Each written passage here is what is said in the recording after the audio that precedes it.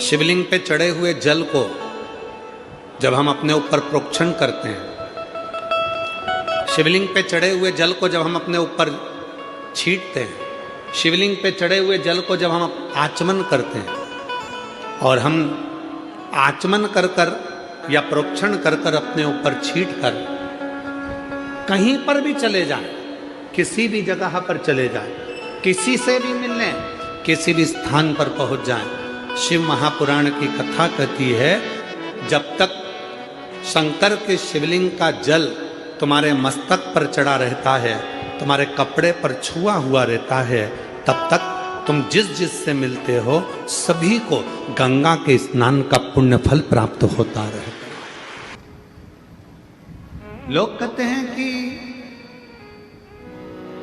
चातुर्मास 4 महीना भगवान का भजन करने का बिल्कुल, पर यदि ये 4 महीना अगर किसी का है तो मेरे देव अधिदेव वो कहते जो सिंहासन पर बैठा राज उसका, चातुर्मास के अंतर्गत 4 महीना भगवान की अविरल भक्ति को धारण कर शिव को अपना मान। मंदिर में कितनी बार ताली बजाई जाती है? शिव मंदिर में जम के बोलो, शिव मंदिर में 3 बार ताली का नाद किया जाता है। भृंगी ने करा, क्यों?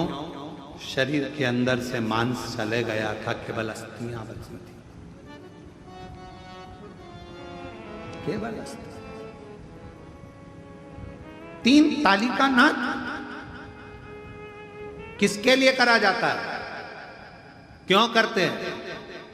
मेरे देव अधिदेव महादेव के चरणों में पहुंचने से पहले मेरे शंकर भगवान ने भी डमरू का नाद करना चाहा था, पर जब अमरनाथ जी की गुफा में मेरे शंकर भगवान पार्वती को कथा सुनाने बैठे, सर्प को छोड़ दिया, डमरू को छोड़ दिया, त्रिशूल छोड़ दिया, नाग छोड़ दिया। अगर अमरनाथ जाने वाले जितने यात्री होते हैं उनको ये सब पहाड़ी मिलती है, डमरू पहाड़ी, सर्प पहाड़ी, सब मिलेगा, सब कुछ मिलेगा, सब छोड़ा। चंद्र को भी त्याग दिया, कुछ नहीं था, नंदी को भी त्याग दिया, केवल पार्वती जी थी, शिव जी थे। तो भी शंकर को लगा कोई कथा ना सुन ले, इनको उड़ाने के लिए 3 ताली बजाना है। शंकर भगवान ने भी 3 ताली का नाद करा पार्वती को कथा सुनाने के लिए। क्यों पार्वती? क्योंकि पूर्व में मैं तुझे कथा सुनाने के लिए बैठता था, कहीं तुझे निंद्रा, कहीं काम, कहीं कुछ कुछ भीतर उत्पन्न होता चले जाता था। सती बनकर तुझे कथा सुनाने ले गया, तेरा चित्त नहीं लगा, अहम आ गया था। गौरा बनी, कथा सुनाने लेकर गया, तेरे भीतर थोड़ी अभिमत्ता आ गई थी, तेरे भीतर कुछ ना कुछ आते रहा। अब की बात 3 ताली का नाद करूंगा जिससे तेरे अंदर कुछ अगर आएगा भी तो वो भाग जाएगा। और जो ताली बजाई तो सबसे पहले पक्षी भाग। वो पक्षी कौन सा है? कहा अहंकार का, अभिमत्ता का, अभिमान का, तृष्णा का। ये पक्षी भागना चाहिए। कोई कोई लोग कह देते हैं मंदिर में ताली बजाओ तो शंकर जी डिस्टर्ब हो जाते हैं। अरे ओ विद्वानों, तुम्हारी बुद्धि को कौन खा गया? ईमानदारी से बोलना। मैं साइड वाले को बोलता हूं एक बार ताली बजाए तो डिस्टर्ब नहीं होगे, ध्यान जाएगा कौन बजा रहा है, ध्यान जाएगा। अगर इतनी सी ताली से महादेव डिस्टर्ब हो गए तो तेरा क्या होगा कालिया? इतनी सी ताली से जो साधना में लगा रहता है, जिसको जगाने के लिए कामदेव बाणों पर बाण छोड़ता है तो समाधि नहीं टिकती। वो तुम्हारी ताली से समाधि डिस्टर्ब हो जाएगा। आश्चर्य, ताली से डिस्टर्ब।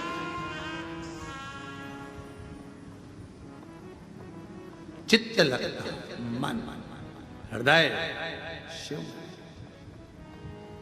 हम लोग तो कई बार कहते हैं एक्सक्यूज मी प्लीज, मैं हूं। कई लोग चिल्ला कहते हैं हेलो,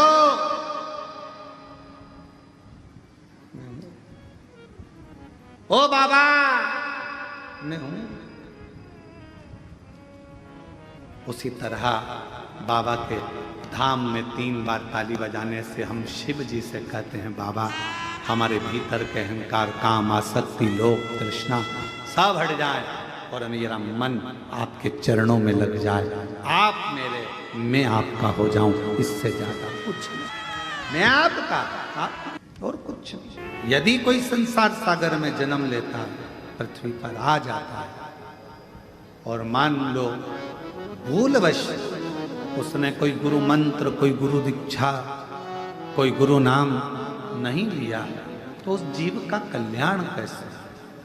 वो फिर निवेदन है पानी पीना छान और गुरु करना जान। 50 बार सोचना कि हम जिस गुरु से गुरु दीक्षा ले रहे हैं, गुरु मंत्र ले रहे हैं, वो गुरु से हम गुरु दीक्षा प्राप्त कर रहे हैं, वो हमें उलझाएगा कि सुलझाएगा? जिस गुरु से हम गुरु मंत्र ले रहे हैं, क्या वो केवल अपने तक बांध कर रखेगा कि भगवान शंकर के धाम तक, शरणागति तक पहुंचाएगा? ये सोच।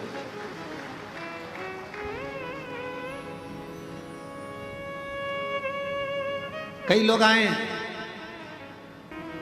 जब गुरु पूर्णिमा आती है तो कई लोग, समीर से किसी ने मोबाइल पर पूछा कि गुरु मंत्र में क्या लगेगा, हमें गुरु मंत्र लेना, उसमें क्या लगेगा? समीर ने हमसे पूछा क्यों मामा जी इस गुरु मंत्र में क्या लगेगा? हमने कहा जब मंत्र दिया जाए तो दिल लगाना, इससे ज्यादा कुछ मतलब नहीं। अपना मन लगाओ।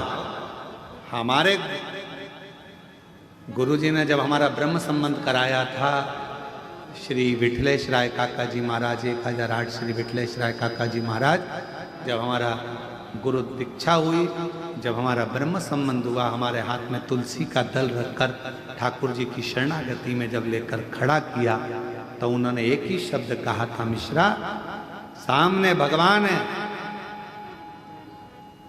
गुरु भी एक साइड में, सामने ठाकुर जी हैं, सामने भगवान है, तुम्हारे साक्षी में वो परमात्मा है।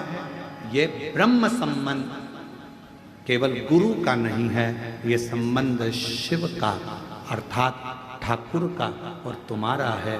संबंध परमात्मा से जोड़ना, अर्थात हमारे गुरु ने एक बात कही थी कि जब संबंध होता है, ब्रह्म संबंध होता है, गुरु मंत्र लिया जाता है, उस समय पर परमात्मा तुम्हारे सामने होता है। गुरु तो उस परमात्मा तक पहुंचाने वाली एक सीढ़ी होता है, एक लक्ष्य बनाने वाला होता है, सीढ़ी तक पहुंचाता है। गुरु का काम क्या है? क्या करा? कुबरेश्वर धाम के लोग कहते हैं सियोर वाला महाराज, सियोर वाला महाराज, सियोर वाले महाराज ने करा क्या? केवल एक काम करा, आप अपने घर से 1 लोटा जल लेकर शंकर के मंदिर तक जाओ, अपने घर के पास में जो शंकर का मंदिर है वहां लेकर जाओ, बस यही मूल है। क्या लगेगा गुरु मंत्र में? तो कहा केवल दिल लगेगा गुरु मंत्र में। आप जब मंत्र लो, कई लोग आते हैं मंत्र लेने के लिए, क्या लगेगा? केवल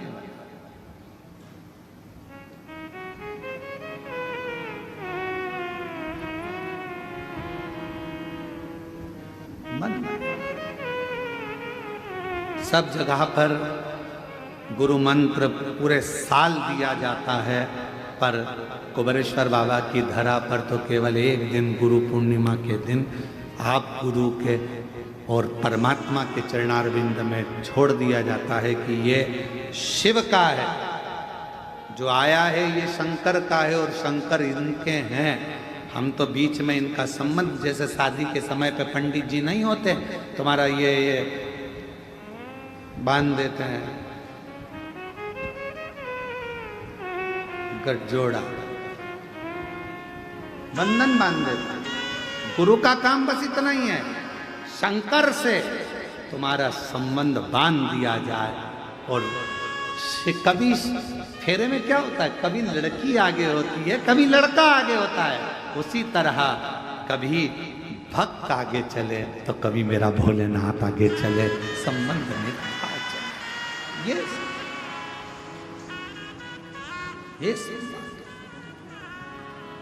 और नाता एक शिव जी से दूजा नाता तोड़ दे, रिश्ता एक बाबा जी से जूझा रिश्ता छोड़ दे।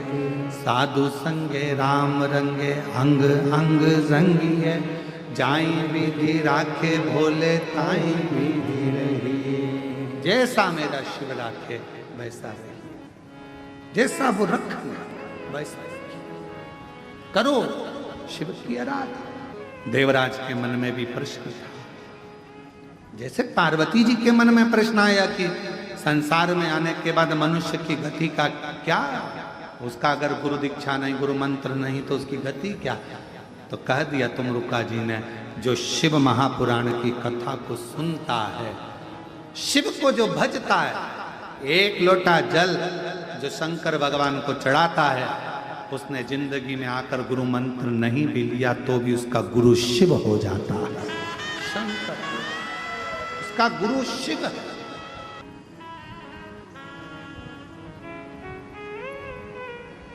अभी बीच में हमने कहा था, घर की मां गुरु है, घर का पिता गुरु है, शिक्षा स्कूल में पढ़ाने वाला शिक्षक भी तुम्हारा गुरु है। कोई तुम्हें मार्ग बता दे वो भी गुरु है। वो